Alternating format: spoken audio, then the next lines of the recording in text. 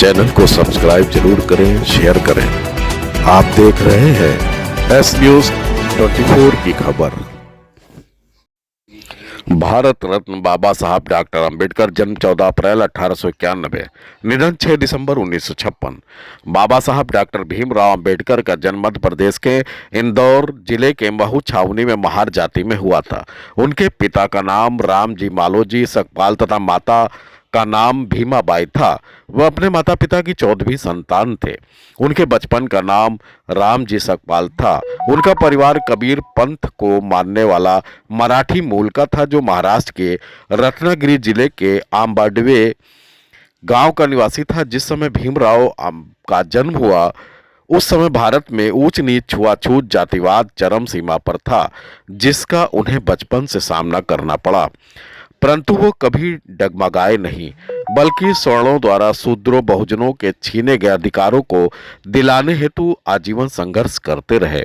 इसी संघर्ष के दौरान उन्होंने 20 मार्च 1927 को महाराष्ट्र के रायगढ़ के महाद स्थान पर चौबेदार तालाब का पानी पीने का हक अछूतों को दिलाने के लिए आंदोलन किया।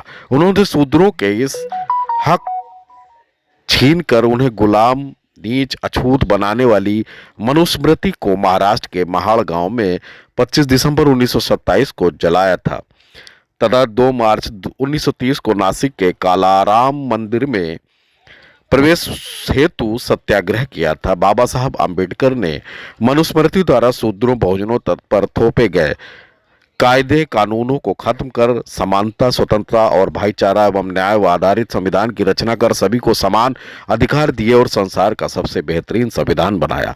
बाबा साहब बचपन से ही बहुमुखी प्रतिभा के धनी थे। उनके पास 32 डिग्रियां थी, जिसमें 4 डॉक्टरेट थी। उन्हें 9 भाषाओं का ज्ञान था। कोलंबिया विश्वविद्यालय के 300 वर्ष के उपलक्ष्य में किए गए सर्वे में सबसे होशियार छात्रों में बाबा साहब का प्रथम स्थान आने पर अमेरिका के राष्ट्रपति बराक ओबामा ने उन्हें ज्ञान के प्रतीक की उपाधि देते हुए लिखा था, यदि बाबा साहब मेरे देश में पैदा हुए होते तो उन्हें सूर्य कहकर संबोधित करता।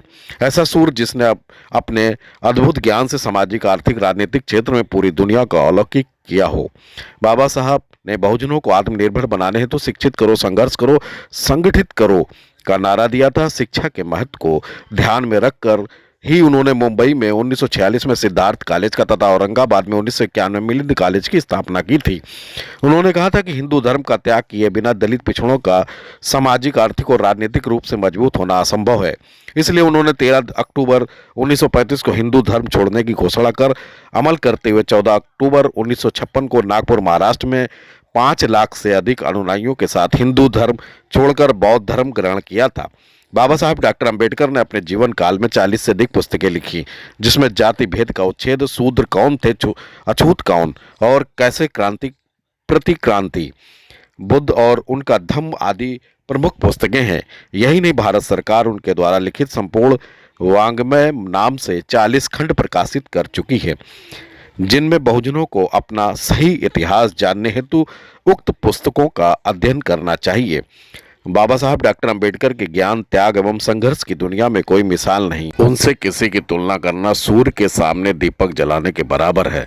यदि आप अपनी शिक्षा, पद, पैसा, प्रतिष्ठा का उपयोग समाज की भलाई के लिए नहीं करते हैं तो आप और विरोधियों में कोई अंतर नहीं है।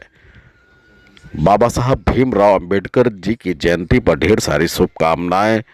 लखनऊ से अशोक कुमार, एस न्यूज 24 की खबर।